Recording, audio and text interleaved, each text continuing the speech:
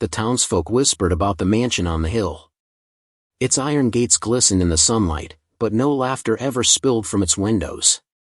Behind those polished walls, wealth covered something rotten. And no one knew, no one dared to ask, why the millionaire's daughter was never seen anymore. They remembered her once, a girl with fragile limbs and a smile that could melt the hardest heart. She used a wheelchair, her legs weak since birth. She loved wildflowers, loved reading under the oak, loved brushing the mane of the horse that had been gifted to her on her 10th birthday. But then, one day, she vanished. They assumed she had been sent away to school. Or perhaps her father wanted privacy. After all, money gave him power to silence questions. The truth was far darker. Beneath the mansion, in a cold stone basement where rats scurried and damp walls bled mildew, she sat alone. A frail figure in a rusted wheelchair. Behind bars. A cage, not a room.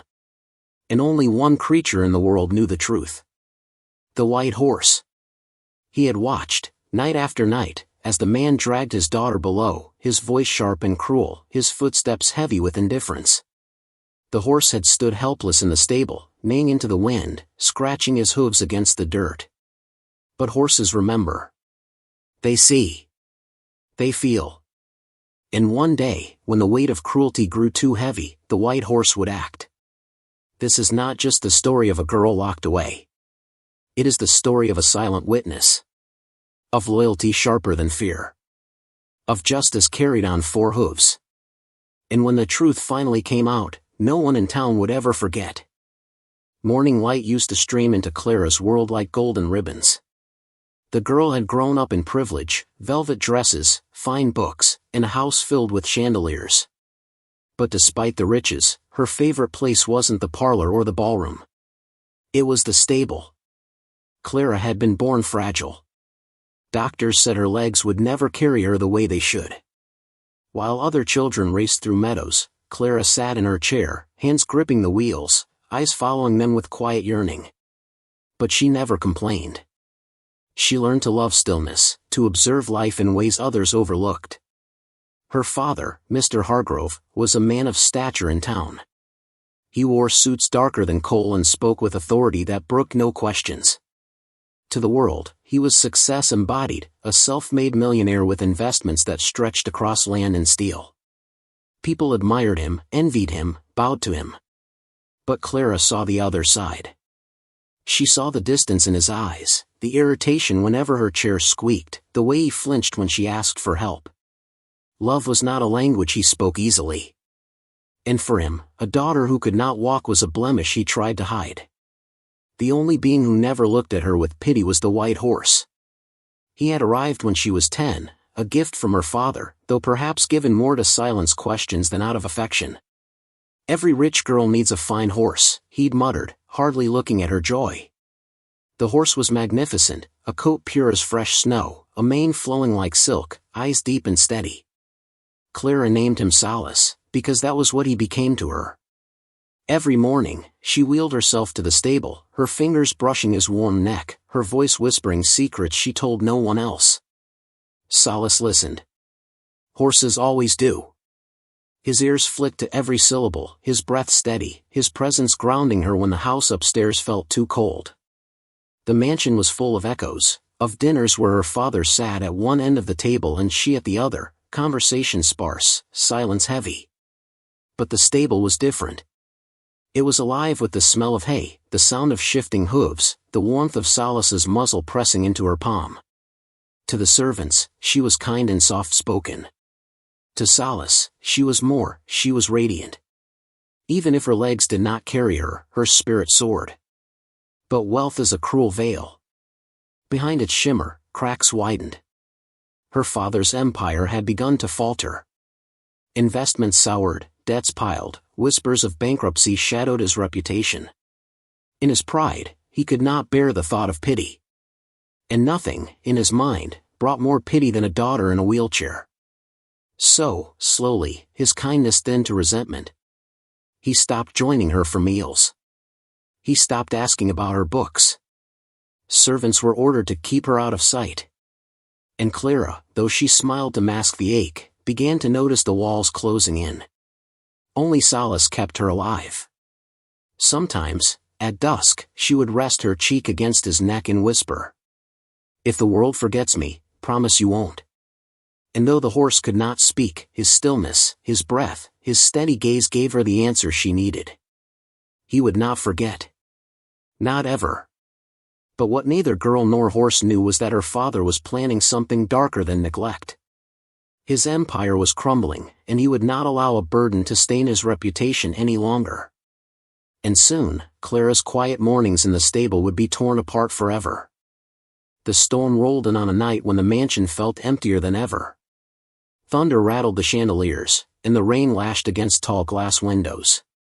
Clara sat in her chair by the fireplace, a blanket over her legs, trying to focus on the words of a book. But her hands trembled too much to turn the pages. Her father had been distant for weeks, no dinners, no words, no glances except when anger forced him to. Rumors had reached even Clara's ears, land seized, contracts broken, factories running at a loss. Servants walked on eggshells, frightened of their employer's sharp voice, his sudden outbursts. That night, the door opened with a violent push. Mr. Hargrove stood in the frame, soaked from rain, his face drawn tight like leather stretched too thin. His eyes glimmered with something Clara rarely saw, rage mixed with desperation. "Father?" Clara's voice wavered, soft as the flame of a candle. "Get up," he snapped. His voice was iron. I can't." She gestured to her chair, her legs wrapped in wool. He stepped closer, his shadow looming. "You shame me, Clara. Do you understand that? Every investor who visits asks about you. Every whisper in town circles back to my crippled daughter hidden in this house. I will not be ridiculed because of you." The words struck harder than the thunder outside. Clara's lips parted, but no defense came. She had always hoped, despite his coldness, that somewhere deep inside, her father held love for her. Tonight shattered that hope. "You will not sit in these rooms any longer," he continued, voice lowering into a growl. "If you are a burden, then you will be kept where burdens belong, out of sight." Before Clara could grasp his meaning, he strode to her chair, gripped its handles, and pushed with such force that she gasped. The wheels screeched across the polished floor, her blanket falling to the ground. "Father, please!" Her cries drowned beneath the storm. "Don't! I haven't done anything wrong." "Wrong?" He laughed bitterly. "Your very existence is wrong. God cursed me with you, and now I will not let your weakness ruin me." He shoved the chair through the long corridor, past servants who froze in terror but dared not intervene. Down the narrow stairwell, lantern light flickered against stone walls slick with damp. The air grew colder, heavier, as if the earth itself disapproved. At the end of the stairwell, a door groaned open. Behind it was the basement, a place Clara had never been. Rats skittered in corners.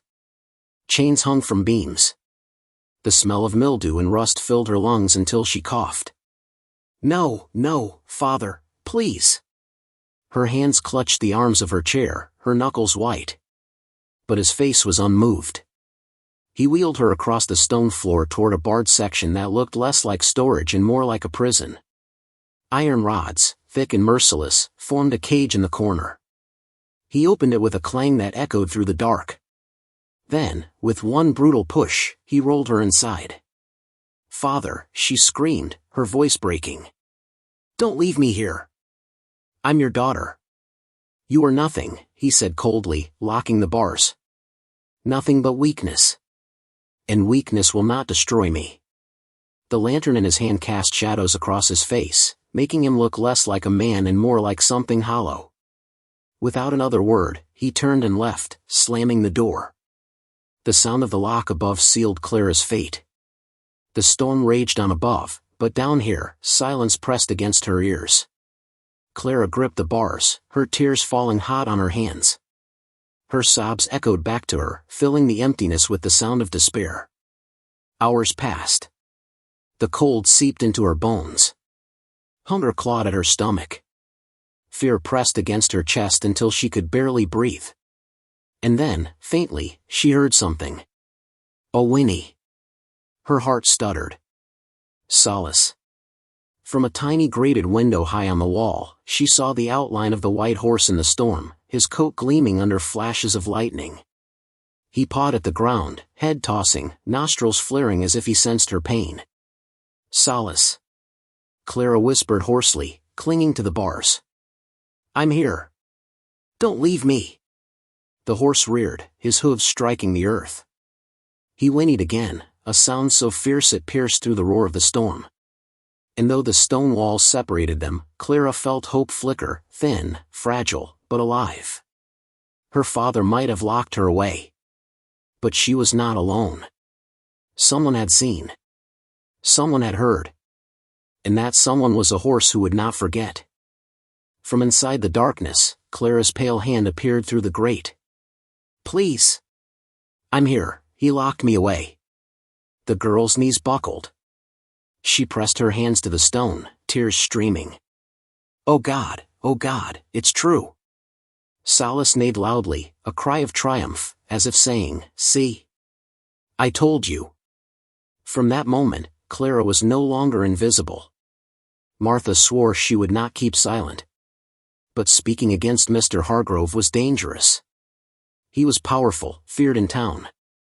Servants had been dismissed for far less. Martha trembled with the weight of the truth.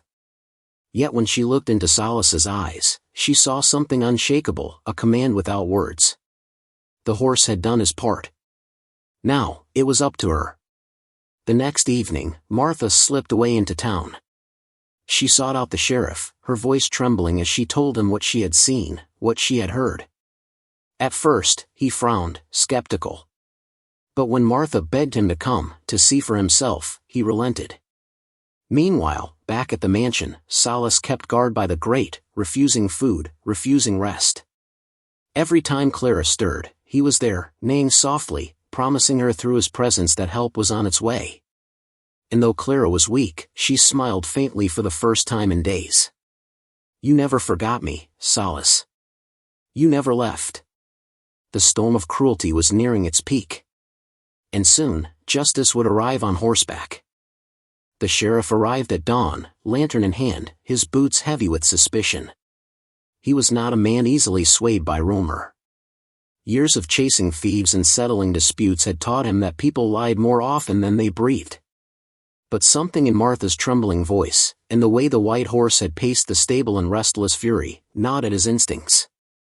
2 deputies followed, their spurs clinking against the cobblestones as they approached the iron gates. The mansion loomed above them, silent, its windows dark as if it too had something to hide. Mr. Hargrove opened the door with calculated calm, dressed neatly despite the hour, his expression somewhere between annoyance and arrogance. Sheriff, he said smoothly, to what do I owe the pleasure? The sheriff adjusted his hat. Got word of a troubling matter. Folks say your daughter hasn't been seen in weeks. Care to explain? Mr. Hargrove's lips tightened. Clara is ill. Resting. I don't parade her around like a sideshow, unlike some in this town who thrive on gossip. Before the sheriff could respond, a sound split the morning air, a sharp, urgent whinny. All heads turned toward the stable yard, where Solace reared high, his mane catching the light like fire. He struck the ground with his hooves, then bolted toward the side of the mansion, stopping by the basement window. He pawed the earth furiously, his eyes wild, his voice carrying a desperate command.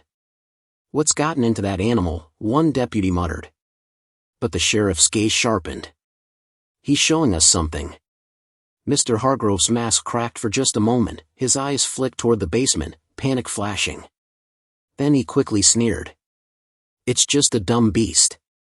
Pay it no mind. Solace reared again, striking the stone wall with his hooves. The grate rattled, dust falling from the frame. And then, so faint it might have been mistaken for wind, a cry drifted out. Help, please. The sheriff froze. His deputies did too. Slowly, the sheriff walked forward, lantern raised. That came from down there, he said firmly. Mr. Hargrove stepped in front of him, his smile brittle. You must be mistaken. There's no one in the cellar but old wine bottles. The sheriff's voice hardened. Step aside. But Hargrove's arrogance turned to fury. This is my property. You have no right. Before he could finish, Salas let out a scream so loud it silenced everyone. The horse struck the ground, then shoved his massive shoulder against the wall. The grate rattled again, and this time, a pale hand slipped through the bars. The sheriff's lantern nearly fell from his grip. Dear God! Martha gasped, tears streaming. It's her. It's Miss Clara. The deputies rushed forward, kneeling by the grate. Through the small opening, they saw Clara's sunken face, her eyes wide with fear and relief. Please, she whispered, her voice cracking. He locked me in here. Please, don't let him hurt me again. The sheriff's blood boiled. He turned sharply, his hand dropping to the revolver at his hip. Hargrove, you've got explaining to do. And it best be quick. The millionaire's face contorted, pride battling panic. She's sick. She begged to be kept away from prying eyes. This is for her own good. But no one believed him. Not after the sight of that cage. Not after hearing Clara's frail voice. And Salas wasn't finished. The horse stepped between Hargrove and the basement, his body tense, ears pinned back, nostrils flaring. Every line of muscle spoke of warning, one step closer, and I will not let you pass. The sheriff moved quickly. Get that door open. Now. The deputies broke the lock to the cellar door, descending into the damp darkness. Moments later, they returned, pushing Clara's wheelchair carefully up the stairs. Her skin was pale, lips cracked, but her eyes shone with gratitude. When she saw the light of morning, she wept. And when her gaze fell on Salas, she reached out with trembling fingers. The horse lowered his head instantly, pressing his muzzle to her hand. For a moment, the world fell silent except for the sound of her sobs and the steady breath of the animal who had never abandoned her. The townsfolk began gathering outside the gates, drawn by the commotion. Whispers grew into outrage as word spread. The great Mr. Hargrove had locked his own daughter in a cage. The sheriff turned to him, voice cold as steel. You're under arrest, Hargrove. For cruelty, for abuse, for crimes I don't yet have words for. Hargrove's mask shattered. He lunged toward Clara, but Salas blocked him, rearing high, hooves slicing the air inches from his face. The crowd gasped as the millionaire stumbled back, fear flashing for the first time. The twist of fate was undeniable, the very horse he had dismissed as just a beast had exposed him.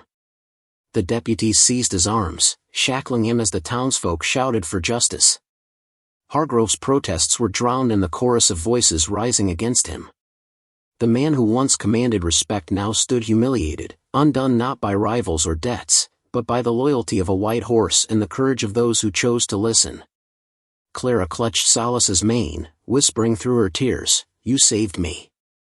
And the horse stood proudly, ears forward, as if he had known all along this day would come. The days after Mr. Hargrove's arrest changed the town forever.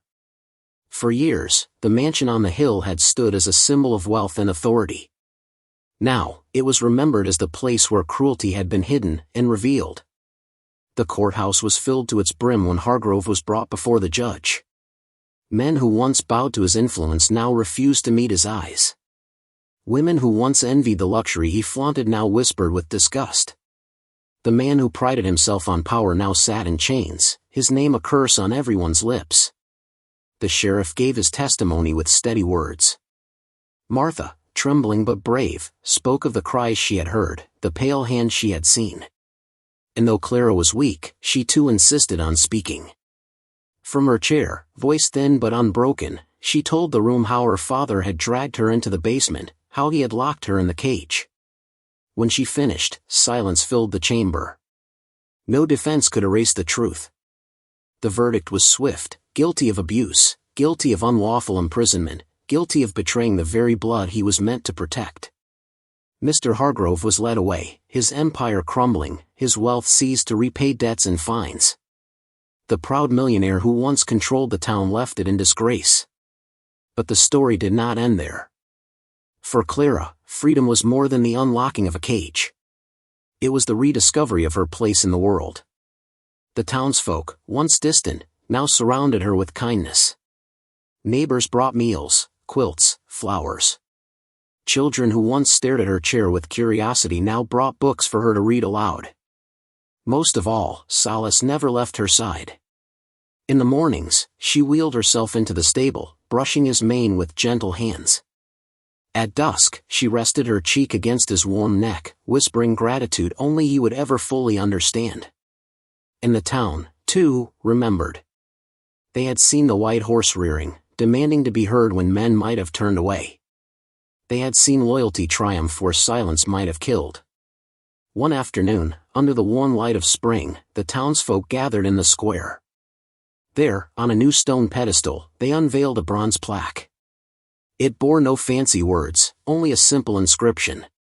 To Solace, the loyal witness, the brave heart, the protector of the innocent. The crowd erupted in applause. Clara sat in her chair beside the horse, her hand resting proudly on his neck.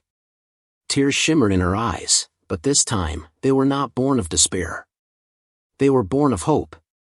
The sheriff tipped his hat to her. "Miss Clara, you remind us all that courage doesn't always roar. Sometimes it sits quietly, waiting for its moment. And sometimes, it gallops on four hooves." Clara smiled, her voice carrying across the crowd. "Wealth can build walls, but it cannot build love. Power can silence people, but it cannot silence truth. And truth will always find a way, sometimes, even through a horse." The people cheered. The message was not just for her father, but for every person who had ever hidden cruelty behind a polished door. That night, as stars spread across the sky, Clara wheeled herself onto the porch of her modest new home. Solace stood beside her, his white coat glowing in the moonlight. She whispered, "You didn't just save me. You saved my spirit. You taught me that loyalty can be stronger than fear, and that love, real love, never turns away." The horse nuzzled her shoulder, as if to say he understood. And for the first time in years, Clara believed she was exactly where she was meant to be, not in the shadows of wealth, but in the light of love, loyalty, and truth. Cruelty may hide behind power, but it cannot last. True strength is not found in riches, nor in control, but in compassion and courage. Sometimes, the bravest voices belong not to men, but to those who cannot speak, yet never stop showing us the truth. Because justice, once awakened, cannot be caged.